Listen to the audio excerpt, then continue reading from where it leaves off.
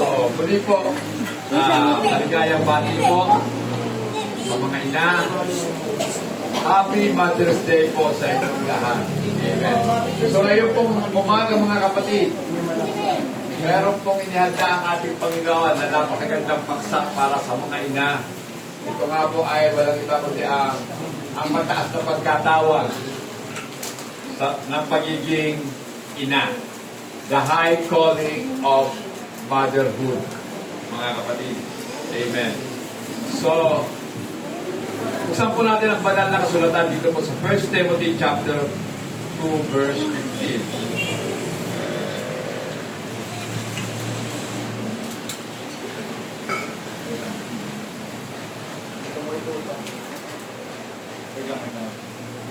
Hindi po, pakibasa po sa Tagalog po. 1 Timothy 2:15. Ngunit makinig ka sa babae sa pagsisilang ng sampol kung magpapatulog ka sa pananampalataya, pag-ibig, kabanayan, at maayos na pamumuhay. Amen. So sinasabi po yan, nevertheless, she will be saved in childbearing if they continue in faith, love, and holiness with self-control. Ayaw nga pala.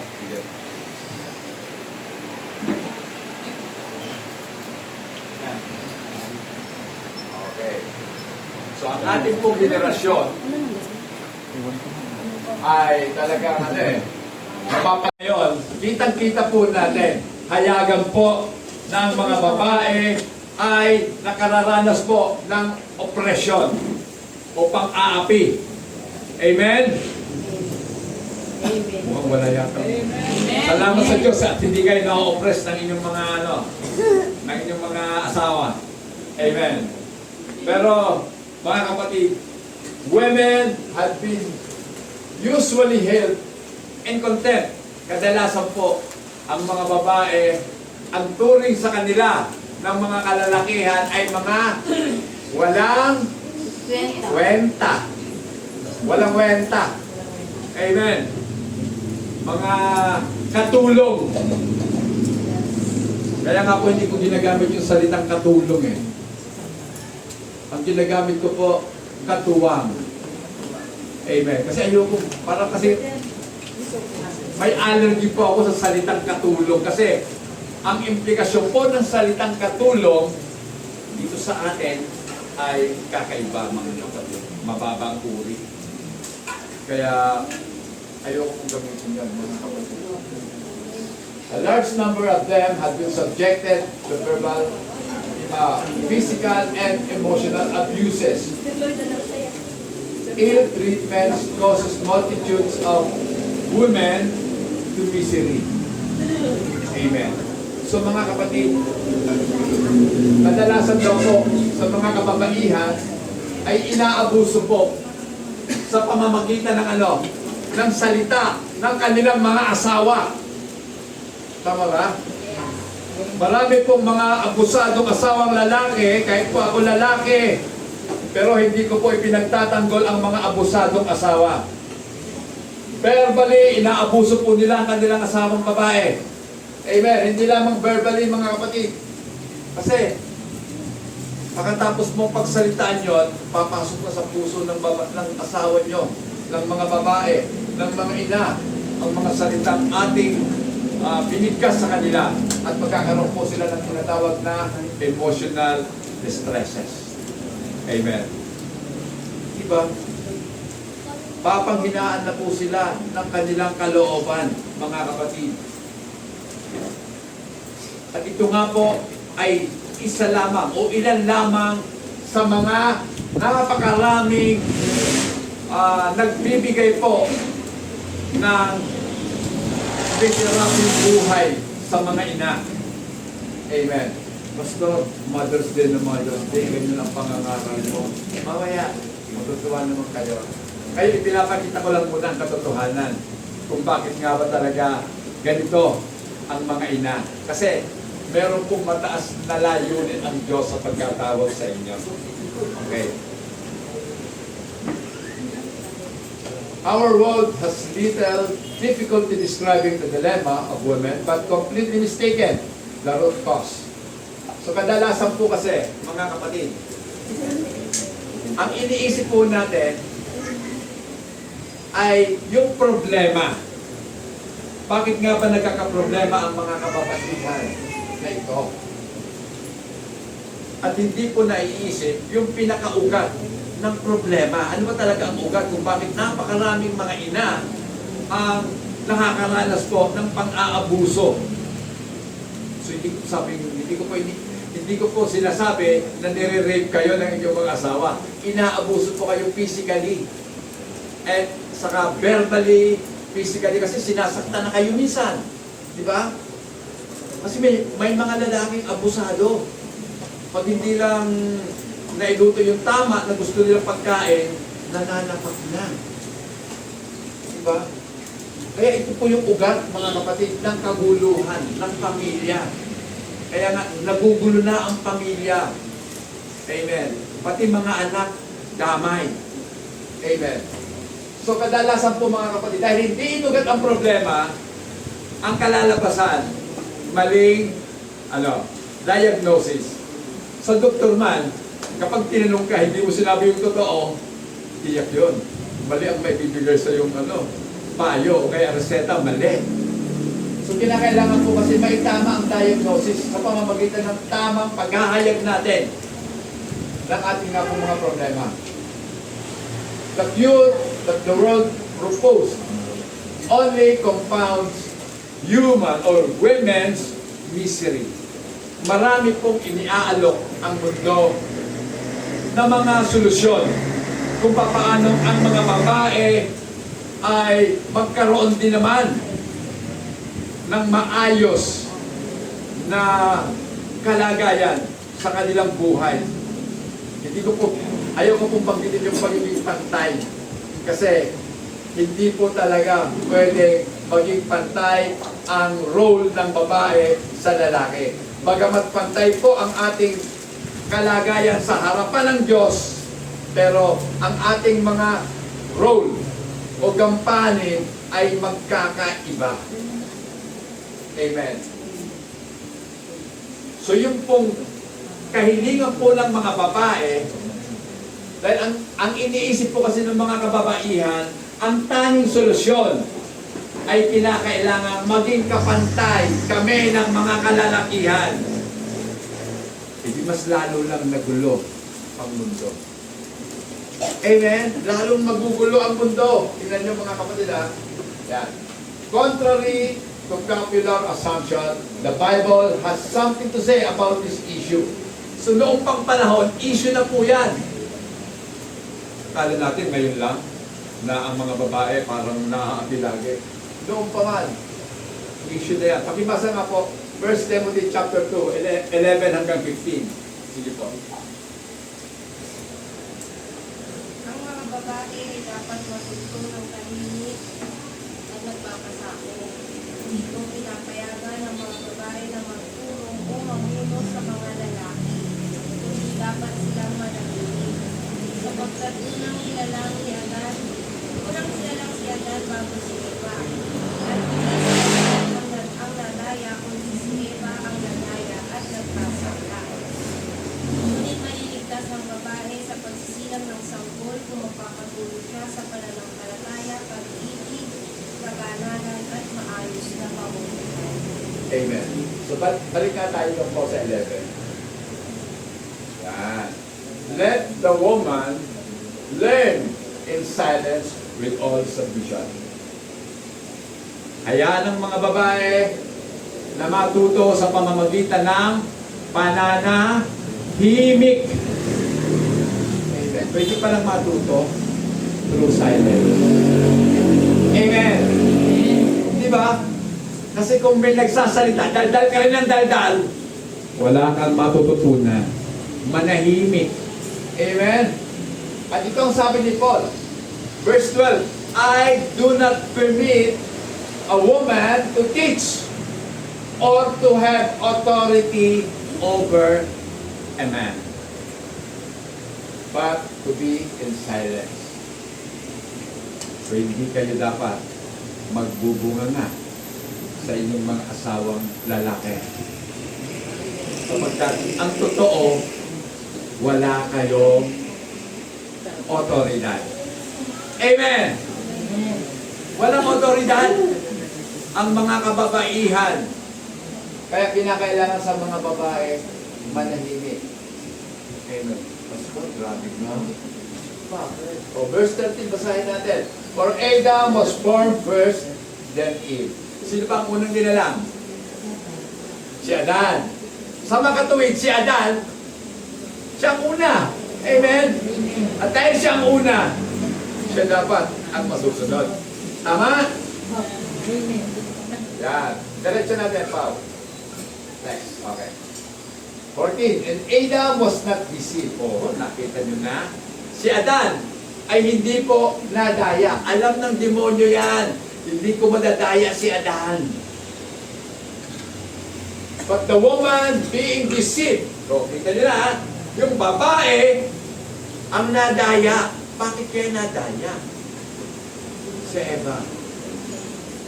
Kasi nga po, ang katotohanan, ang mga babae po ay masyadong emosyonal. Amen. Datramahan lang kayo, wala na. Dala na.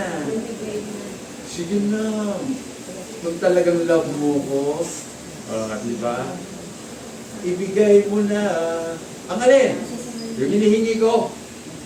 Yung inuutang ko, ibigay mo na. Kung talagang mahal mo ko. O di ba, nadadaya. Pero ang lalaki kasi, karamihan at ang original po talaga na pagkakagawa sa lalaki, siya po ay intellectual. Amen. Dapat patunayan natin yan. Ang mga lalaki dapat marunong. Amen. Kaya lang, pastor, mukhang nabaliktad. Yung mga babae, marunong na. Yung mga lalaki, emotional na. Baliktad. Pero dahil nga po, alam ng kaaway, alam po ni Satan, sino ang kanyang dadayain? Ang babae. Amen. Kasi si Adan alam niya, hindi niya madadaya eh. 15. Nevertheless, she will be saved. Yung pong salitang saved dyan, hindi po nangangahulugan na kaligtasan ng ating pong mga kaluluwa o kaligtasan mula sa kasalanan. Ibig sabihin po yan, maliligtas ang mga babae sa pamamagitan ng panganganak.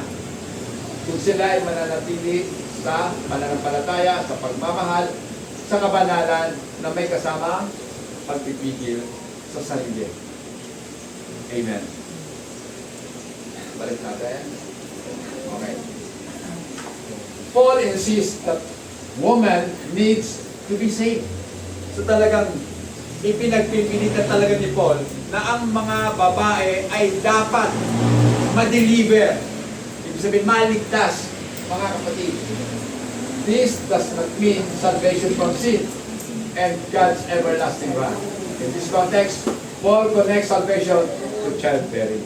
So itinukunikta po, iniuugnay ni Paul ang kaligtasan ng mga babae sa pamamagitan ng panganganak. Bakit kaya ganoon si Pablo? Ano kaya ang nasa isip ni Paul? Yan, okay. Marami pong mga grupo, mga organisasyon na talagang kanila nga pong ina-advocate ang pagiging pantay ng mga kababaihan sa mga kalalakihan. Ang tawag po dyan ay women's right, mga kapatid. Sila po ay naiinis, sila ay galit na galit sa Diyos sa tuwing naririnig nila ang pangangaral ni Pablo na hayaan ang mga babae manahimik na may kasamang pagpapasako. Sasabihin ng mga women's liberation na yan na grabe ang mga grabe naman kayo. Pinatatahi, wala ba kaming karapatang mag-ingay? Wala ba kaming karapatang mga tuwiran? Oh. Pero maliwanag po sinasabi talaga ni Paul eh. Hindi niya pinahihintulutan. Kapag sinabi ni Paul na hindi niya pinahihintulutan, Sa palagay nyo kaya, nagsasalita si Pablo sa sarili niya lang? O yun talaga ang sinasabi ng Diyos sa kanya? Kasi nga po, kung lahat na lang magsasalita sa bahay, nagsasalita si tatay, nagsasalita si nanay, ano kaya ang mangyayari? Diba? Paggugulo ang pamilya, mga kapatid.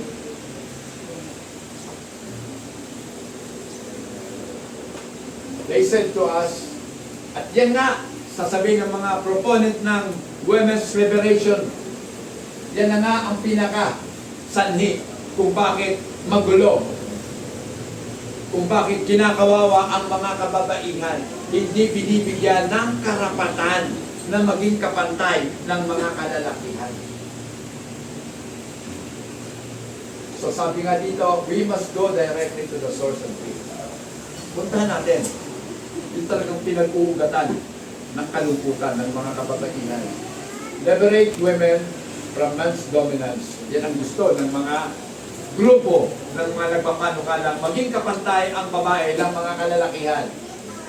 Palayain ang mga kababaihan mula sa pagiging sunod-sunuran sa kanilang mga asawang lalaki.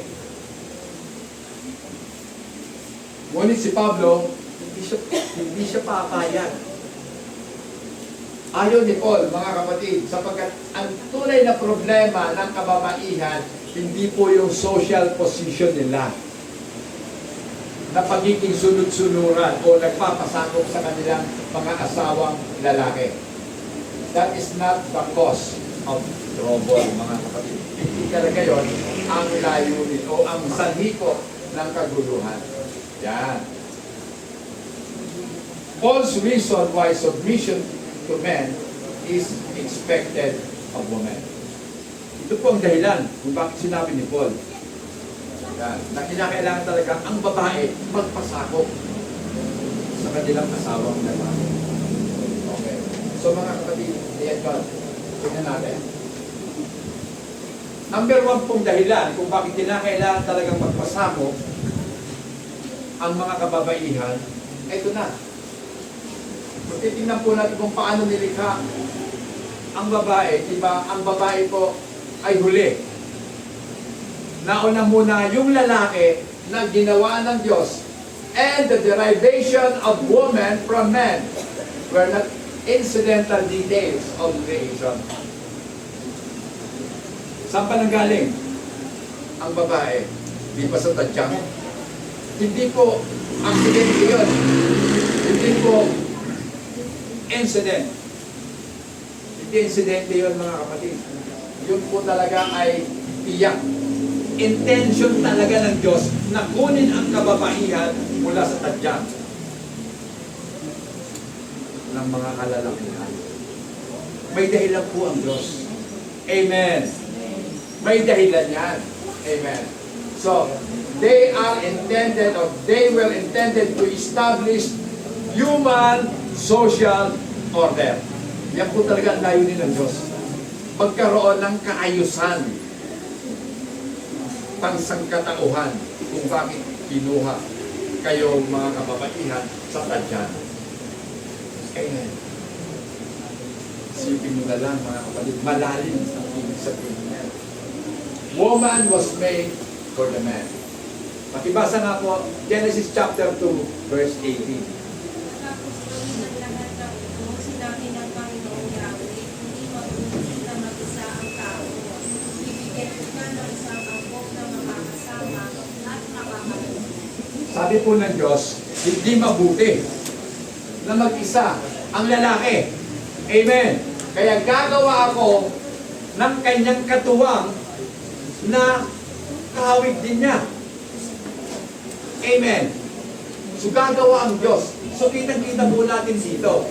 Ang babae, ginawa para sa lalaki. Payag kayo? Yun po ang dahilan. Ginawa kayo para sa lalaki. At ginawa kayo para maging katuwang.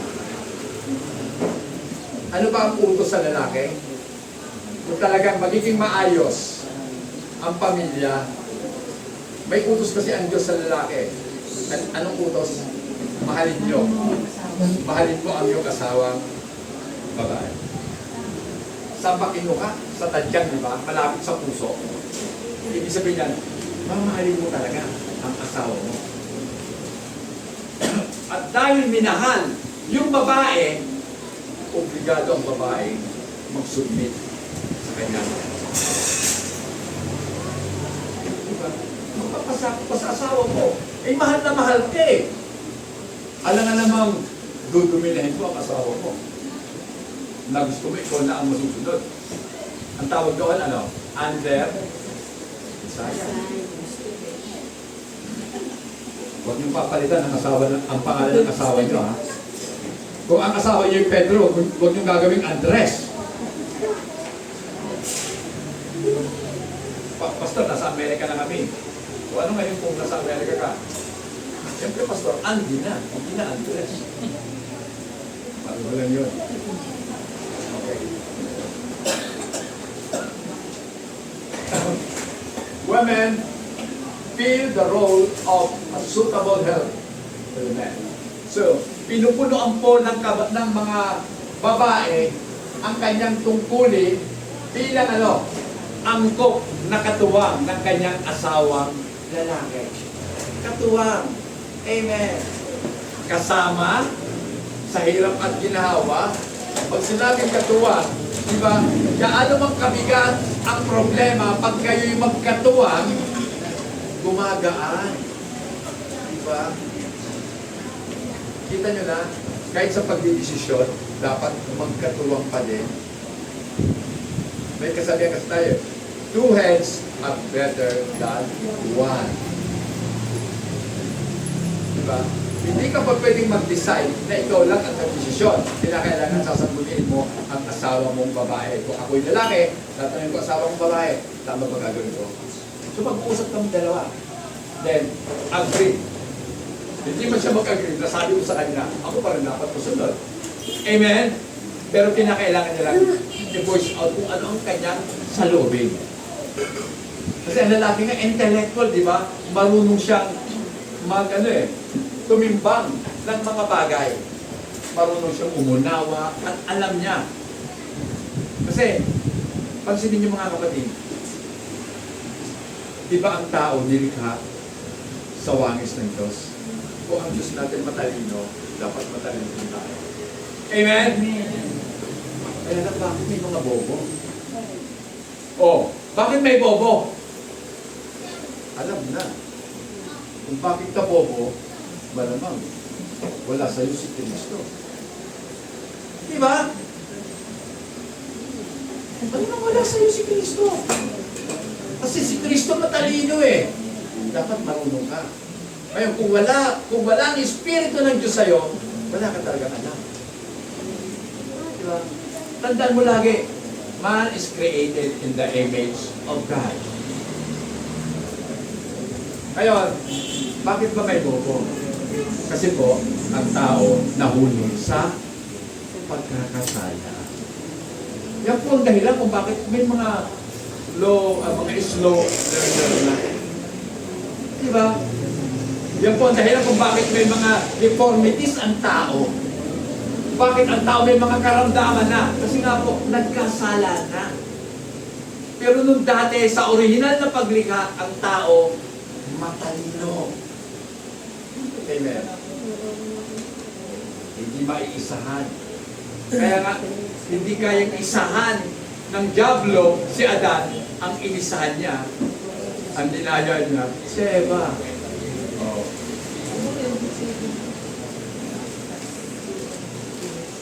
Si Eva. Kaya nga po, doon po sa paradise o sa paraiso, Eve found happiness in her role which was supportive of man in a position which was subject to him. Sa paraiso, kahit na si Eva ay nagsusubmit kay Adan, pero happy si Eva. Bakit? Kasi yun talaga ang role niya eh, mag-submit sa kanyang asawa. Masaya siya doon. Ngayon, kung bakit ang mga kababaihan hindi na masaya kasi ayaw magpasakop sa kanilang asawang lalaki. Eh, Pastor, paano ba nung magpapasakop sa asawa ko lalaki? Hindi naman sila believer. May rason. Di ba? May rason. Kung hindi mananampalataya yung asawa mo, malamang, hindi ka na magpapasakop. Pero kahit na hindi mananampalataya, kasi hindi naman lahat ng hindi mananampalataya ay napakasama ng ugali. Amen? Hindi naman lahat masama ang ugali. Pero may mga angking talaga silang kasamaan. Pero hindi lahat masama ang ugali. Magkaiba yung ugali sa angking kasamaan. At tayo po, bilang mga tao, mga kapatid, nagiging masaya lamang tayo kapag yung gusto natin, nangyayari. Tama? Diyan nga po, ang role talaga ni Eva, nung nandun pa sila sa paraiso, ay magpasakop. Suporta lang siya kay Adan. Masaya siya doon. Hindi siya yung tinatawag na prime mover. Hindi siya yung nangunguna sa kanyang asawa. Dahil ang asawa ko, ang kupat, ako na nga lang mauna. Hindi dapat gano'n. Hayaan mo siya. Kumbaga, pakipagayan mo ang asawa mo. Diba? Para pareho kayo masaya. Okay. So, susunod mga kapatid. Sunod kong dahilan kung bakit ang babae po o bakit ini-insist po ni Paul na kailangan magpasakop talaga ang mga kababaihan sa kalalakihan. A woman live as a direct result of the fall. Sabi diyan, ang kalungkutan o kalumbayan ng mga kababaihan ay direktang resulta ng kasalanan o ng pagkakasala. The experience of being subject to sin-filled husband is not the same submission under innocent Adam. So, ang ating daw pong karanasan mula sa ating asawa na hindi naman talaga nagpapasakop sa Diyos. Kaya ang tawag nga dyan, sin-filled husband. Yung asawa natin na pinuno ng kasalanan, yan, ay kakaiba po doon sa pagpapasakop sa asawa na sumusunod sa Diyos. Amen. Kaya kung yung asawa mo sumusunod sa Diyos, obligado ka talaga magpasakop. Pero kung yung asawa mo puno-puno ng kasamaan ang puso, siguro huwag ka nang sumunod. Lalo na sinasabi sa'yo, huwag kang aalis huwag kang sasamba sa Diyos mo. O, ano gagawin mo? Susunod ka sa asawa mo? Hindi mo kasi. Susunod ng talata? Ano sabi ni Pedro, mga kapatid? Nung sila pinapatigil na mangaral patungkol kay Kristo, mas nanaisin namin sundin ang Diyos kaysa sa mga tao. Amen. So, lagi natin isipin, sa Diyos tayo mananagot, hindi naman sa tao. Amen. Ngayon, di ba, lahat ng sumasampalataya kay Kristo ay dadanas ng mga pag-uusig, di ba? Paano ka uusigin kung tayo po ay sunod-sunuran lamang sa kanila? Kahit na taliwas sa aral ni Kristo, susundin mo pa rin. Dahil, sabi daw, kasi magpasakop di ba? Ipinangangalandakan ng mga hindi mananampalatayang asawang lalaki. Hoy! Sabi ng Diyos ninyo, sumunod kayo sa inyong mga asawa. Diba? Pastor, tama naman sila, di ba? Salita ng Diyos. Tama, salita ng Diyos yun. Pero ang sagot ko ganito, si Satanas man, bumibigkas din ng mga salita ng Diyos. Marahil ang asawa mo, may sapit ni Satanas. Amen? Kasi, ang dami pong tumatayo sa pulpito, they are preaching the Word of God. Pero, mali ang kanilang motibo. Diba? They twist the word of God to comply doon sa mga gusto nila na mangyari. Madaming mga bagay, mga kapatid, dapat talaga natin matutunan. It is sin in the man that makes him thoughtless. So magkaroon ko niya, thoughtless of woman and abusive toward her. Mga kapatid, kasalanan daw ng tao ang gumagawa para isipin natin na ang mga kababaihan ay walang kwenta. Amen. At ang mga kalalakihan ay nagiging abusado sa kanilang mga asawang babae. Diba? Kasi ang babae nga, sinasabi ko na, napaka-emotional. Kahit inaabuso na yan, madaling masilaw yan. Bigyan na niya ng 2,000. O, sige na. Sorry na, ha? Eh, yan sinasabi kanina ni Kuya Mix. Iba yung iba yung paghingi ng tawad. Iba yung forgiveness sa repentance. Diba? Yung paghingi ng tawad, ang daling humingi ng tawad. Amen? Diba? Humingi ka ng tawad, sabay 2,000. O kaya, kahit sampalin mo pa yung asawa mo, basta ang pinansampal mo, isang bugkos na 1,000. Magkano yung isang bugkos doon? 100,000. Kahit sampalin mo yan, magkabilang sampal, matutuwa ko sa iyo yan. O, sa iyo na yan. Salamat. May 100,000 ako. Bakit? Ang dali nga lang kasi paamuhin ng mga kababaihan. Kaya yan po yung ipinagpuputok ng mga butse, ng mga women's liberation na yan. Masyado daw inaapi. Pero hindi nila alam na ang lang aapi, hindi naman maka-Diyos. Kasi ang katotohanan, walang lalaking maka-Diyos ang idudumina ang kanyang asawang babae. Amen? Dahil ang lalaking maka-Diyos, minamahal ang kanyang asawa. Amen. At yung babaeng maka-Diyos, nagpapasakot sa kanyang asawang lalaki. Diba? Masaya ang pamilya. At dahil masaya ang pamilya, ang mga anak, matitino. Amen. Bakit pa nagre-rebelde ang mga anak? Malamang, hindi nakita sa bahay. Yung intention ng Diyos nung likhay niya ang tao. Kasi kinakailangan nakita kasi yung intention ng Diyos. Ano bang intention ng Diyos? Ang tao ang dapat lumuwalhati sa Diyos. Tayo po'y ginawa ng Diyos para magbigay ng kaluwalhatian sa Diyos.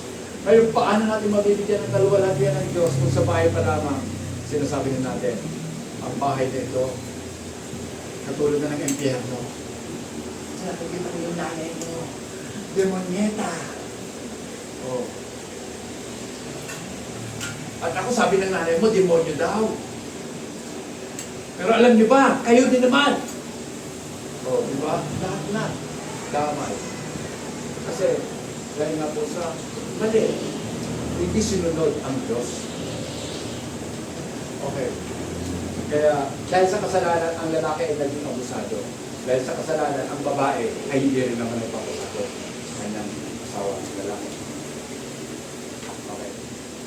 Sin in woman create discontent with even legitimate and ideal treatment in their true role. So, ang mga babae daw po, dahil sa kasalanan, hindi na po sila magkaroon ng kasiyahan.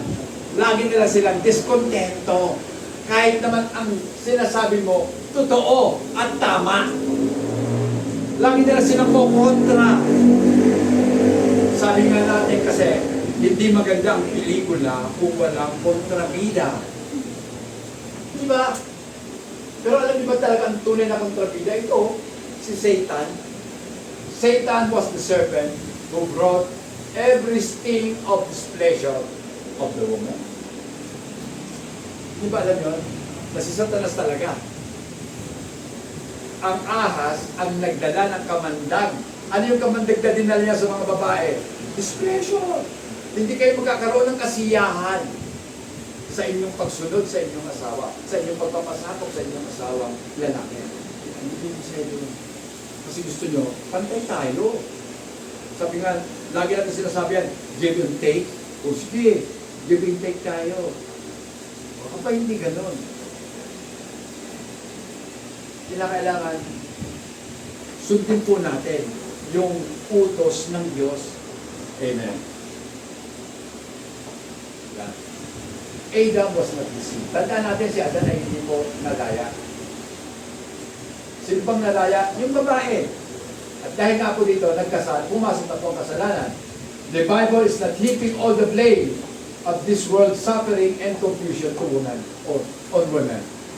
Man is more directly incriminated, but the woman should understand their share of this dilemma. O mahirap ka lang ito Ito mga kapatid di ba babae ang nadaya? Tama? Pero bakit ang bigat ng kasalanan ipinatong kay Adan? Bakit? Kasi kapag ikay nadaya, nangyari yun dahil napaniwala ka. Tama? Pero si Adan, dilat ang mata. Di ba? Binigyan siya ng asawa niya. Hindi niya man lang sinabi, uy, bakit ka kumuha niyan? Di ba bawal yan? Ang ginawa niya, akin na. Di ba? Kinuha niya. Ibig sabihin, kaya nga po, incriminated talaga. Lalong mas malaki ang naging hatol o kasalanan ni Adan kaysa kay Eva. Kung si Eva ay nakapikit, kung siya ay matukso, si Adan dilat na dilat nung kumain. Di ba? Kinain niya Siyang inutusan ng Diyos, huwag kayo kakain. Alam niya, pero hindi niya ginamit ang kanyang authority sa asawa niya. Bakit kumain ka yan? Kumain siya, kaya ibinigay kay Adan ang mas matindi. Anong tawag mo doon? Command responsibility. Diba? Kung ikaw ay officer, nagkasala yung tauhan mo, mas totoo siya nagkasala, pero mas malaki ang sisi sa'yo. Dahil hindi mo siya, ginabayan. Hindi mo siya tinuruan. Ang daming kamalian ni Adan na naganap. Hindi mo sinaway. Nasaan ka? Nung tuksuin. Si Eva, nasa bingguhan ba? Nasa inuman ba? Nasaan ka? Nasa sugalan? Papaya ka. Kaya ang hatol sa'yo, mas matindi. Kuha nyo? Although kayo ang nagkasala, ang hatol ay kay Adan. Diba? Kaya sabi ng Biblia, dahil kay Adan pumasok ang kasalanan sa sanlibutan. Hindi naman dahil kay Eva, dahil kay Adan. Kaya nga, yung first Adam, si Adan talaga yon. Yung second Adam, si Jesus Christ, ang dala niya, buhay na walang hanggan. Ito ang pangako. Mga kapatid, yan. Man is more, tapos na pala ako. Okay. This does not clear Adam of all responsibility in the tragedies which have haunted the whole human race. He took the fruit from Eve with no false perception. With eyes open wide, he rebelled against God. Yan. His was a deeper sin. Mas malaki daw at mas malalim. Yung kasalanan po ni Adan, he transgressed fully knowing that he's doing. Nagkasala siya sa kabila ng alam niya na yun ay kasalanan. Amen. Amen ba? Sa Eva, nadaya lang naman Ang tanong kasi kay Eva, totoo ba na sinabi ng Diyos na mamamatay kayo? Sabi niya Eva, oo. Sabi ng Diablo, hindi totoo yun. Hindi kayo mamamatay. Magiging kasing talino kayo ng Diyos kapag kumain kayo. Malalaman niyo ang mabuti at masama. Parang magiging gusto kayo. Eh syempre nagustuhan ni Eva yun. Ang sarap yata sa feeling. Emotional na naman. Di ba? Emotional. Masaya yun na maging katulad tayo ng Diyos. Pero alam niya Adan yun na hindi talaga magiging masaya. Kasi kung magiging masaya, sana sinabi ng Diyos, hindi na kumain kayo para masaya tayong lahat. Hindi nga pinakakain eh. Dahil alam ng Diyos, hindi kayo magiging masaya kapag kayo nagkasala. Amen? So ito mga kapatid, Eve was doped by Satan. Pag sinabing dope, ano yun? Parang nakadroga. O, diba? Ginawang hibang ni Satanas si Eva. Dahil sa sinabi, magiging katulad kayo ng Diyos pag kumain ka. Okay. So, the main reason why Paul directing woman's attention to her deception was to reinforce the necessity of her being subject to men.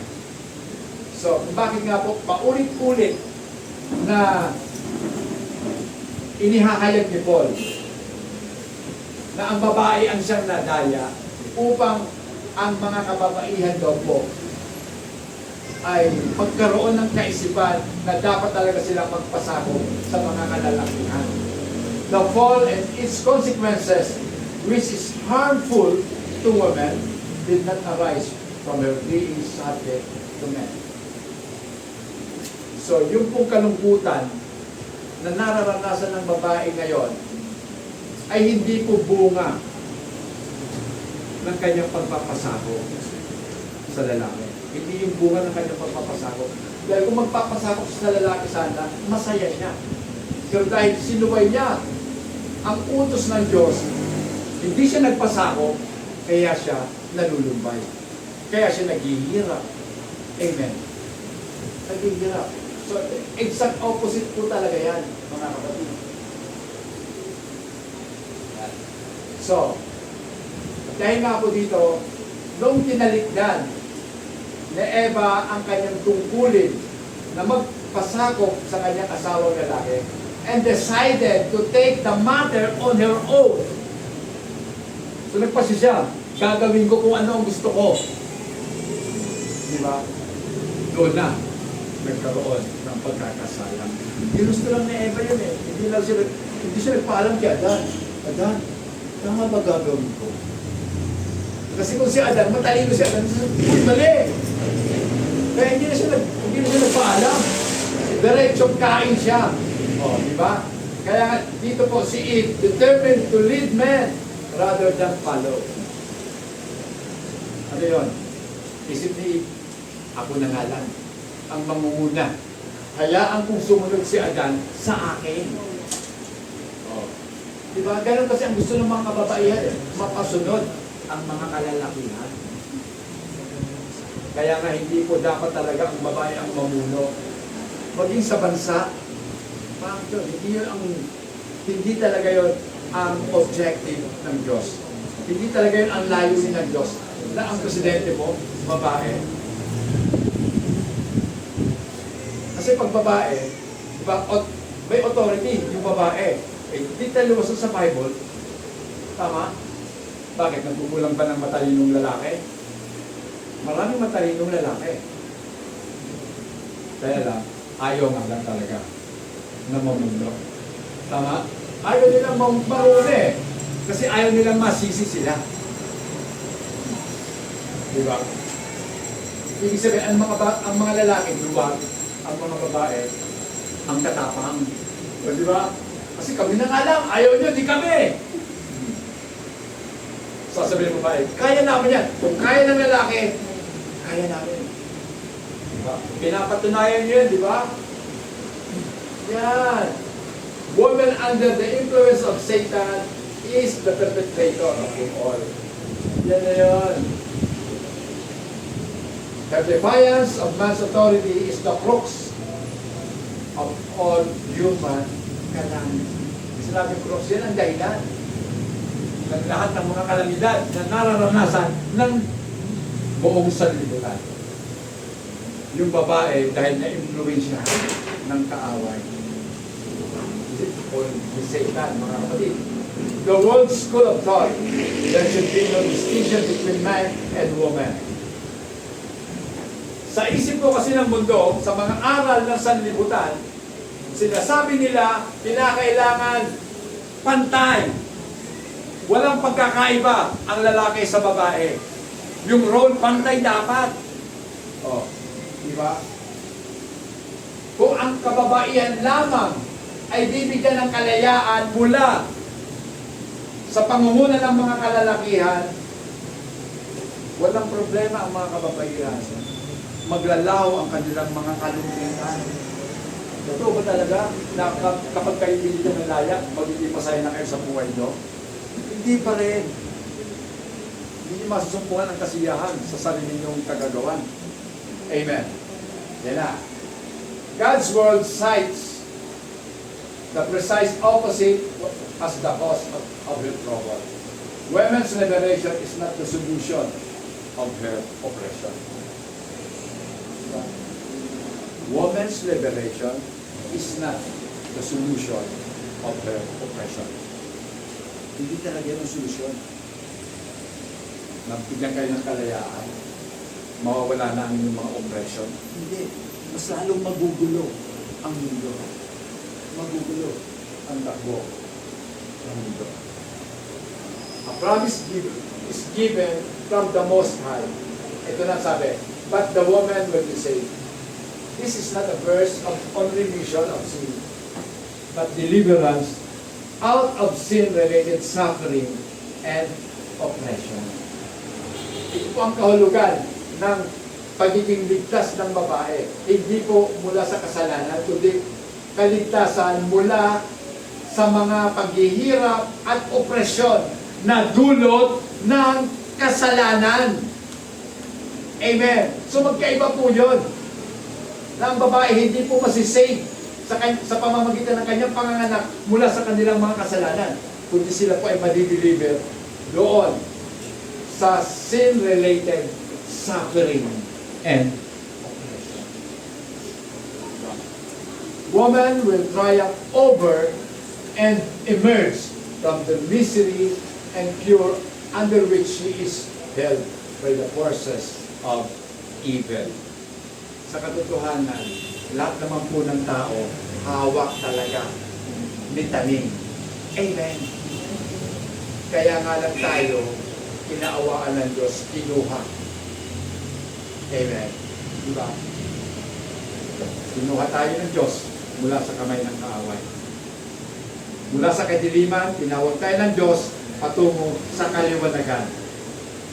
Kaya tayo ngayon ay unti-unti nang nagkakaroon ng kaalaman at karunungan dahil nasa kaliwanagan na tayo. Amen. How women are saved. Paano ba maliligtas ang mga kababaihan sa pagsaliba natin sa mga militanteng grupo na ang hinahangad ay rights, equality, by proving that we can make it. Diba? Halika na, sali ka na lang dito sa amin. Saan yun? Ito yung samahan ng mga matatapang na kababaihan. Humihiling ng kalayaan mula sa mapangaping kalalakihan. Magkaisa tayo mga kababaihan. Yan ang sigaw nila. Diba? O kaya, doon naman sa grupo na nagsasabi, kahit tayo mga babae, kaya natin ito. Diba? We can make it! Diba? Dati, ang driver, lalaki. Ngayon, may mga driver ng babae. Dati, ang mga lineman, lalaki. Ngayon, mga lineman, palibasa na, mataas ang sweldo, mga kababaihan na, mga lineman na sila. O, so nakikita nyo, yan po yun. Minsan, gusto mo maligtas, tatakasan mo na lang ang asawa mong mapangapi. Lalayasan mo, hindi ka na mabalik. Iiwan mo. Hindi man lang kayo nagkaroon ng closure sa pag-uusap nyo. Oh, mag-iwalay na tayo. Wala eh. Basta isip mo, makaalis na nga. Oh, iniwan si lalaki. Oh. Pero dapat naman talaga iwanan eh, kasi perpetrator siya eh. O, di ba? No, mali, sabi ni Paul, mali. Ayan. That approach only institutionalized a rebellion against the God-given rule. So, ibig sabihin, mas lalo lang natin pinatatatag ang pagiging rebellion ng mga kababaihan kung ito ang ating sasabihin sa kanila. Sumali kayo sa mga kababaihan, sa grupo ng kababaihan, na ang advocate ay magpantay ang karapatan. Sumali kayo sa mga grupo na nagsasabi, kaya natin ito. Sumali tayo sa mga grupo na single parent. Iniwan namin ang aming mga asawang mapang-abuso. Dahil yung asawang mapang-abuso, nag-iisa na lang. At palibasa, hindi siya mabubuhay mag-isa, naghanap pa rin. Oh. Hindi ikaw babae, na nakakikilala sa Diyos, ang nagbuyo sa asawa mo, paano magkasala? Okay. It is true motherhood that the real salvation of woman. So sa pamamagitan daw po ng pagiging ina, doon natin mararanasan ang tunay na kaligtasan. Pagiging ina, nakasalalay ang kaligtasan. Nino? Yan. Ang kaligtasan ng sangkatauhan.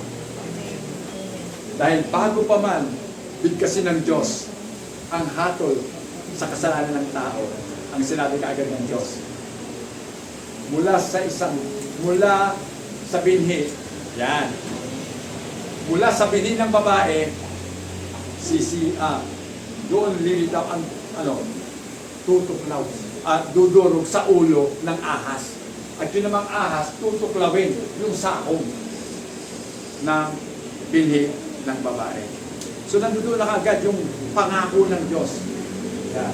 So pakibasa nga po, Genesis 3:5, ano sabi? Sinabi ng Diyos sapagkat alam niya kung kakain kayo ng bunga niyo ay makakaunawa kayo. Kayo'y magiging pangarapno sa pananalaman ninyo ang mabuti at masama. Amen. So balik natin po. Okay. So, the Lord our Creator will not allow human to perish. The only hope lay in God Himself. Sinabi po ng Diyos, ganito, I will. Yung salitang I will, mga kapatid, ito po yung mensahe ng Diyos ng biyaya na ibibigay sa tao. I will. Gagawin ko, sabi ng Panginoon. Ano yan? Eto na nga eh. Yung tagapagligtas ay ipapanganak. Amen. At doon sa ating tekstong binabasa at pinag-aaralan, 1 Timothy chapter 2 verse 15. Yeah, motherhood was God's careful design of breaking the devil's yoke and fleeing the misery he has inflicted. Madali lang natin. Ito po, pakibasa nga po, Sister Kennedy. Genesis 3:15. Yan. And I will. Nandiyan na yung I will, di ba? Sabi ng Panginoon, I will. Gagawin ko. O ilalagay ko ang ang alitan between you and the woman. Between your seed and her seeds. Oh. Yan na. Pag-aawayin na ng Diyos. Pag-aawayin ko. So, ito po yung biyaya na ibibigay sa atin ng Diyos. Yung binhi na ibibigay niya sa pamamagitan ng babae. Sino yung babae yun? Si Mary. Diba? Si Mary, lumabas ang binhi na dumurog sa ulo ng ahas na nagbigay sa atin ng kaligtasan. Amen. Okay. Ay, Paul, yan mo na. Okay. God's word of grace is directly related to marriage. So, ang pag-asa daw po natin ay ang pagkilos po ng Diyos, yung kanyang gawa na biyaya ay direkta po na may kaugnayan sa pagiging ina ninyo. Kaya nga po, ang pagiging ina ay napakataas na pagkatawag ng Diyos sa atin.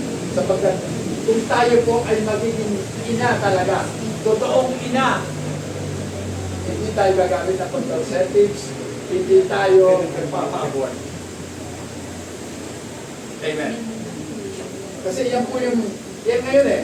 Ngayon, contraceptives and abortion were used to avoid no sons.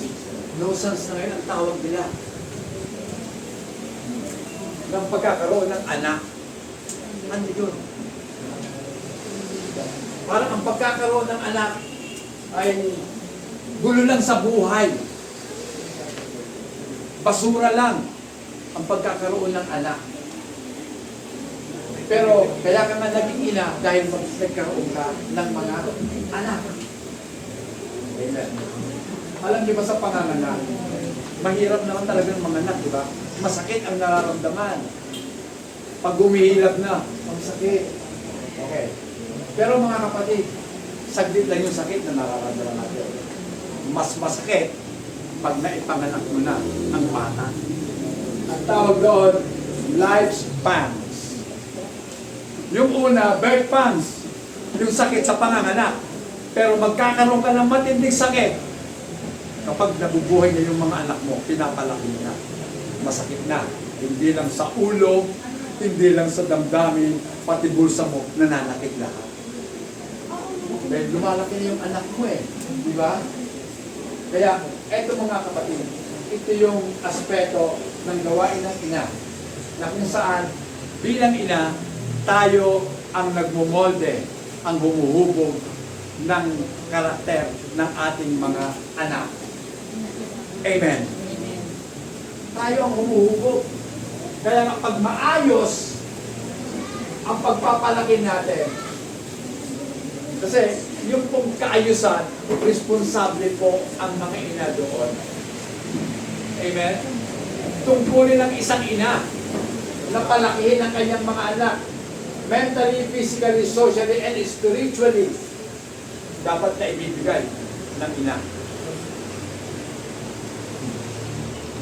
Talents are to be developed, virtues instilled, faults are corrected. Diba? Sa bahay kasi, na-develop natin yung mga talento ng ating mga anak. Nalalaki ko rin noon, nung high school ako, pinag-aralan ko yung life of, ay college siya tayo, yung life of Rizal. Diba? Bata pa si Jose Rizal. Nakakitaan na agad. Sino bang nanay niya? Si Teodora. Okay, alam niya. Nakakitaan na agad ng husay ng bata to ah. Mahusay mag-ukit. Diba? Bata pa. Matalino na. Kasi nakikita niya na. Si Rizal, bata pa lang, observant na. Diba? Nung mahulog ang kanyang tsenela sa ilog, ano ginawa niya? Ano ginawa niya nung nahulog yung isang tsenelas? Tinulog pa rin yung isa para ang makakuha, may kapares. Alam nga naman putol ang paano makakakuha. Kaya, tinulog na rin yung isa. Diba? Matalinong bata. Tapos nakita niya po yung gamo-gamo, ina-observan niya.